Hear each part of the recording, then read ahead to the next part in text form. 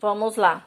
Depois, né, de 1980, a cidade de São Paulo passou a enfrentar vários problemas que encareceram a produção industrial, né? Será por que houve todos esses problemas, né? Aí entra a questão, será que foi planejado, né? Será que para ter tantos problemas assim, será que antes dessas transformações houve um planejamento, né?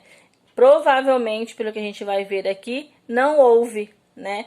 Esse crescimento populacional de São Paulo, ela ocorreu sem planejamento nenhum, né? Então o crescimento estava tão grande, os lucros que vinham estavam tão grandes que eles não pensaram em planejar, fazer um planejamento para que acompanhasse o crescimento da cidade, tá? Então, ou seja, com isso aí veio problemas, né, que nós estaremos vendo, né, no decorrer da leitura. Aí, por exemplo, nós temos trânsito muito intenso, dificultando a circulação de carros e caminhões com matérias-primas e mercadorias. Também elevados preços de terrenos para as novas fábricas, né, eles colocaram tudo mais caro. Salários mais altos do que em outras regiões do país, encarecendo a mão de obra, impostos altos, enchentes, risco de falta de água. Então esse foi um dos problemas que eles enfrentaram, né?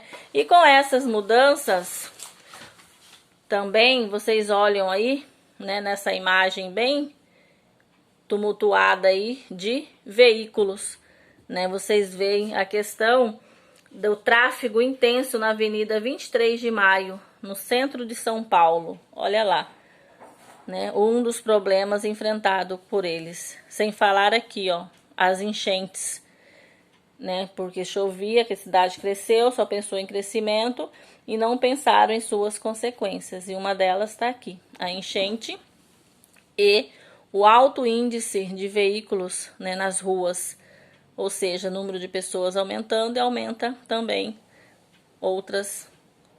tem outras consequências. Em razão disso, muitas indústrias se transferiram para as cidades localizadas ao longo das rodovias que atravessam o estado. Elas oferecem custos mais baixos de produção, aluguel, mão de obra e impostos mais baratos, mão de obra qualificada devido às boas condições de ensino, principalmente no nível superior, e mercado consumidor com alto poder aquisitivo. Assim, enquanto o município de São Paulo perdia indústrias, cidades do interior do estado cresciam em população e riqueza. Então, ou seja, com esse problema aí, as pessoas preferiram um lugar, né, o litoral, por ser um lugar mais tranquilo e com as condições melhores, né?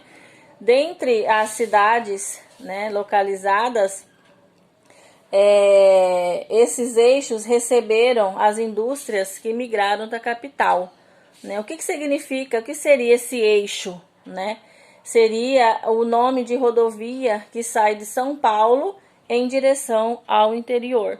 Nessa saída do estado lá, da cidade de São Paulo, né, uma cidade que estava crescendo sem planejamento, e eles estavam descontentes e partiram para o interior, né? E um desses fatores, né, que atraíram essas pessoas tem a boa qualidade das estradas, a presença de muitas universidades, né, que com isso aí gerava mão de obra qualificada, excelente infraestrutura, né, era uma outra realidade que lá eles tinham, a cidade era mais planejada, mais estruturada, e o mercado consumidor com alto poder aquisitivo, né, ou seja, ali eles viam como a diferença, né, de se mudar e ter uma vida no interior, ok?